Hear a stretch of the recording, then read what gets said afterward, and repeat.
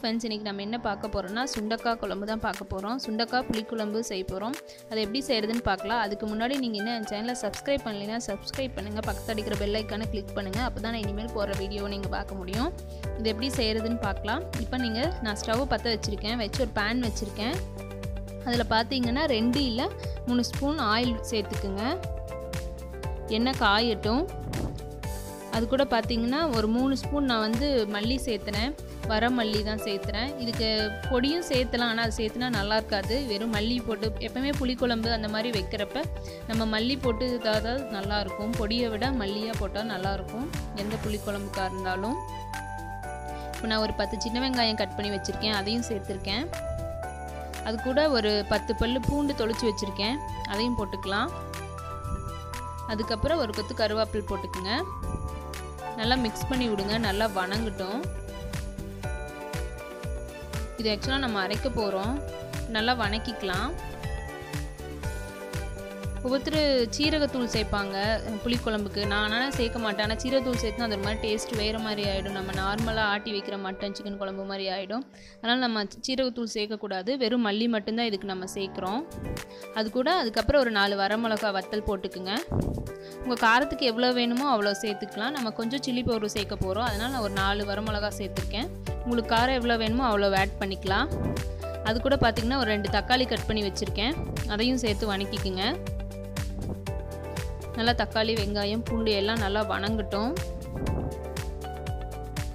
நல்லா மிக்ஸ் பண்ணி போடுங்க. ரொம்ப கருகிற அளவுக்கெல்லாம் வணக்க வேண்டியதில்லை. சும்மா ஒரு பச்சை வாசம் போகிற அளவுக்கு வணக்கினா போதும். இப்போ பார்த்தீங்கன்னா தக்காளி இதெல்லாம் நல்லா கொஞ்சம் வணங்கிடுச்சு. இது கூட பார்த்திங்கன்னா நான் தேங்காய் கட் பண்ணி வச்சுருக்கேன். மஞ்சத்தூள் சேர்த்துக்குங்க ஒரு 1/4 டீஸ்பூனு. ஒரு தேங்காயில் ஒரு பாதி மூடியில் ஒரு காவாசி நான் கட் பண்ணி வச்சுருக்கேன் தேங்காய். ஒரு சில்லி பவுடர் ஒரு 2 ஸ்பூன் சேர்த்துக்குங்க. உங்களுக்கு காரத்துக்கு தேவையான அளவு சேர்த்திக்கலாம். நான் ஒரு 2 ஸ்பூன் சேர்த்துக்கிறேன். ரெட் சில்லி பவுடரு ஒரு சின்ன கலருக்காக தான். இப்போ நல்லா மிக்ஸ் பண்ணி விடுங்க. நல்லா அந்த மிளகாத்தூளோட வாசம்லாம் போகட்டும். அந்த அளவுக்கு மிக்ஸ் பண்ணால் போதும். இப்போ நல்லா ஓரளவுக்கு மிக்ஸ் ஆகிடுச்சு. இப்போ நான் வெட்டி வச்சுருந்த நல்ல தேங்காய் அதை போட்டுக்கலாம். நான் கட் பண்ணி வச்சுருக்கேன். துருவியும் போட்டுக்கலாம். நான் இப்போ கட் பண்ணி வச்சுருக்கேன். பாதியில் காவாசி மூடி தான் நான் எடுத்து வச்சுருக்கேன் கட் பண்ணி. அதையும் இப்போ சேர்த்துக்கலாம். சேர்த்து நல்லா மிக்ஸ் பண்ணி விடுங்க. இப்போ எல்லாம் கலங்கட்டும். இப்போ நல்லா மிக்ஸ் ஆன பின்னாடி நான் இது என்ன பண்ண போகிறேன், மிக்ஸி ஜாருக்கு மாற்ற போகிறேன். ஆற வச்சு மிக்ஸி ஜாரில் போட்டு அரைச்சிக்கலாம். இப்போ ரெடி ஆகிடுச்சு. இப்போ மிக்ஸி ஜாருக்கு மாற்றிக்கலாம்.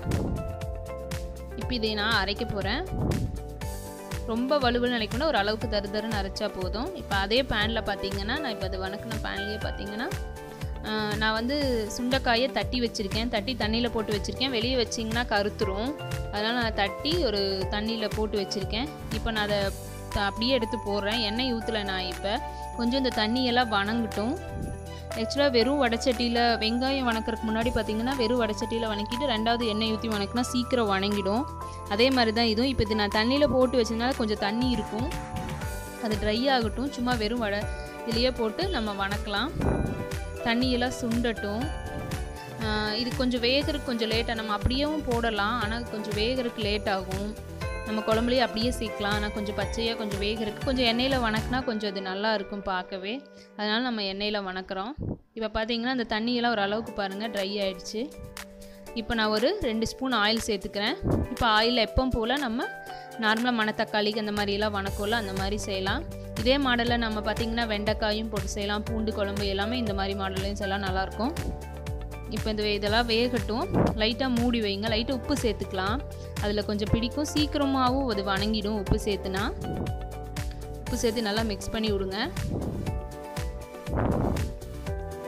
அப்படியே அது ஃபுல்லும் வணங்கட்டும், வேகட்டும். இப்போ நம்ம மூடி வச்சிடலாம். ஒரு 2-3 மினிட்ஸ் இருந்தால் போதும். அது பார்த்திங்கன்னா நல்லா வணங்கி வெந்துடும். இப்போ நம்ம மூடி வச்சிடலாம். ஒரு 3 மினிட்ஸ் ஆகிடுச்சு. போதும் பாருங்கள், இந்த அளவுக்கு வணங்கினா போதும். இன்னும் மறுபடியும் நம்ம குழம்புல போட்ட பிறகு அது வேகும். போதும், இந்த அளவுக்கு வணங்கிடுச்சு பாருங்கள். ஓரளவுக்கு ஆகிடுச்சு, போதும்னு நினைக்கிறேன் நான். இப்போ இதை நம்ம எடுத்து வச்சுக்கலாம். எடுத்து வச்சுட்டு இன்னொரு வாணலி வைக்கிறேன். அதில் பார்த்தீங்கன்னா ஒரு 2 ஸ்பூன் நான் ஆயில் சேர்த்துறேன். நல்லெண்ணெய் சேர்த்துறேன் நான். காஞ்சிடுச்சு சட்டி. இப்போ நான் வந்து நல்லெண்ணெய் சேர்த்துறேன். நீங்கள் வேணால் தேங்காய் எண்ணெயிலே சமைக்கலாம், நல்லாயிருக்கும். ஆக்சுவலாக புளிக்குழம்புக்கு வந்து நல்லெண்ணெய் தேங்காய் எண்ணெயில் சமைச்சா நல்லாயிருக்கும். ஃபஸ்ட்டு நல்லெண்ணெய் ரொம்ப நல்லாயிருக்கும். புளிக்குழம்பு எல்லாமே ஒரு 2 நாள் வச்சு சாப்பிட்டா இன்னும் சூப்பராக இருக்கும் நல்லெண்ணெய் சமைக்கிறதெல்லாம். அது கூட பார்த்திங்கன்னா ஒரு கடலைப்பருப்பு ஒரு டீஸ்பூன் போடுறேன். அதுக்கப்புறம் பார்த்திங்கன்னா கடுகு, வெந்தயம் இதெல்லாம் சேர்க்குறேன். நல்லா பொரியுது. வெந்தயம் சேர்த்துக்குங்க, நல்லா மிக்ஸ் பண்ணி விடுங்க. அது கூட பார்த்தீங்கன்னா பெரிய வெங்காயம், ஒரு பெரிய வெங்காயம் பொடி பொடியாக அறுக்கி வச்சுருக்கேன், அதையும் போட்டுக்கலாம். பூண்டு ஒரு 5-6 பல் எடுத்து வச்சுருக்கேன். நம்ம ஏற்கனவே பூண்டு போட்டிருக்கோம், அது ஆக்சுவலாக அதை அரைக்கிறதுக்கு இதில் போடுறதுக்காக ஒரு 4-5 பல் பூண்டு எடுத்து வச்சுருக்கேன். உங்களுக்கு எவ்வளோ வேணுமோ அவ்வளோ போட்டுக்கலாம். அது கூட கருவேப்பிலை போட்டு நல்லா வணக்கி விடுங்க. வெங்காயம் இதெல்லாம் நல்லா வேகட்டும். பூண்டு எல்லாம் எண்ணெயிலேயே வணங்கி நல்லா வேகணும். நல்லா மிக்ஸ் பண்ணி விடுங்க, வேகட்டும். இப்போ ஓரளவுக்கு வெந்துடுச்சு, வணங்கிடுச்சு, பார்த்தா தெரியும்னு நினைக்கிறேன் உங்களுக்கு. இப்போ நான் மிக்சியில் அரைச்சி வச்சுருக்கேன் கொஞ்சம் தருன்னு மசாலு. நம்ம அப்பளையே வணக்கினாமல்ல, அந்த அப்போ வணக்கின மசால் ஃபுல்லு நான் இப்போ ஆற வச்சு அரைச்சிட்டேன். இப்போ பார்த்தீங்கன்னா அதையே இதில் மிக்ஸ் பண்ணிக்கலாம். நல்லா இதுவும் பச்சை வாசம் போகிற அளவுக்கு வணக்கிக்கலாம். இது கொஞ்சம் ரொம்ப தண்ணியாக வைக்கிறதில்ல, கொஞ்சம் கெட்டியாக தான் வைப்போம். அதனால் நீங்கள் ரொம்ப தண்ணி மிக்ஸ் பண்ண வேண்டிய அவசியம் இல்லை, ஒரு அளவுக்கு இருந்தால் போதும். கொஞ்சம் இதை ட்ரையாக கொஞ்சம் வணக்கிக்கிங்க. எண்ணெயில் வணக்குனா நல்லாயிருக்கும். இப்போ ஒரு அளவுக்கு நல்லா வணங்கிடுச்சு. இப்போ பார்த்தீங்கன்னா நான் அந்த மிக்ஸி அலாசுவில் அந்த தண்ணியை நான் இப்போ இதில் ஊற்றுனேன். நல்லா மிக்ஸ் பண்ணி விடுங்க. இதை ஒரு அளவுக்கு கொதி வந்தால் போதும். அதுக்கப்புறம் ஒரு 2 கொதி வந்த பிறகு தான் நம்ம அந்த காயை போட போகிறோம். மூடி வச்சிடலாம். இப்போ ஒரு கொதி வந்துடுச்சு. இப்போ பார்த்தீங்கன்னா ஓரளவுக்கு ஆயிடுச்சு. இப்போ நம்ம தேவையான அளவு நம்ம உப்பு சேர்த்துக்கலாம். எவ்வளோ தேவையோ அந்த அளவுக்கு உப்பு நம்ம சேர்த்துக்கலாம். உப்பு போட்டாச்சு, மிக்ஸ் பண்ணி விட்டாச்சு. இது கூட பார்த்திங்கன்னா நம்ம வணக்கி வச்சுருக்க அந்த சுண்டைக்காயை நம்ம இதில் மிக்ஸ் பண்ணிக்கலாம்.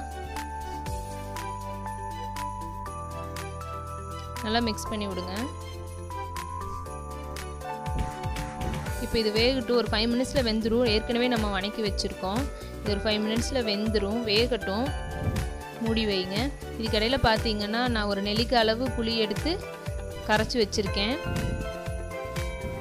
நல்லா இது பண்ணி வச்சுருக்கேன். புளி ரொம்பவும் சேர்த்த வேண்டியது, ஒரு அளவுக்கு ரொம்ப சேர்த்துனாலும் ரொம்ப புளி பிடிக்கும். நான் ஒரு நெல்லிக்காய் அளவுக்கு எடுத்து வச்சுருக்கேன். கொஞ்சம் பழைய புளி என்னோடது. உங்களுக்கு எவ்வளோ தேவையோ அவ்வளோ போட்டுக்கலாம். இப்போ இது ஒரு அளவுக்கு வெந்துடுச்சு, பார்த்தா உங்களுக்கு தெரியும்னு நினைக்கிறேன். செக் பண்ணிங்க வெந்துருச்சான்னு சொல்லிவிட்டு. இது இப்போ ஓரளவுக்கு நல்லா வெந்துருச்சு. இப்போ பார்த்தீங்கன்னா நான் எடுத்து வச்சுருக்க புளி தண்ணியை இதில் மிக்ஸ் பண்ணுறேன். எப்போவுமே புளி ஊற்றின வரைக்கும் ரொம்ப நேரம் நம்ம கொதிக்க விடக்கூடாது. ஒரு 2 மினிட்ஸ் லைட்டாக கொதி வந்தாலே இறக்கிடணும், இல்லைனா அந்த புளியோட டேஸ்ட்டே போய் தனியாக நீத்த மாதிரி ஆகிக்கும். புளி தனியாக குழம்பு தனியாக இருக்க மாதிரி டேஸ்ட்டு தெரியும். எப்பவுமே புளி ஊற்றின வரைக்கும் எந்த சாம்பாராக இருந்தாலும் சரி, எந்த குழம்பாக இருந்தாலும் புளி ஊற்றின வரைக்கும் நம்ம கொதிக்க வைக்கவே கூடாது. புளிக்குழம்பு வேணும்னா நம்ம கொதிக்க வைக்கலாமோ தவிர புளி மிக்ஸ் பண்ணுற எந்த குழம்பு சாம்பார் எல்லாமே ஒரு 2 மினிட்ஸ் தான். ரொம்ப தடபுடலாக வர வேண்டியதில் ஒரு அளவுக்கு மிக்ஸ் ஆனால் சரியாயிடும். அவ்வளோதான், ரெடி ஆகிடுச்சு. இப்போ ட்ரை பண்ணி பாருங்கள், ரொம்ப சூப்பராக இருக்கும். தேங்க்யூ.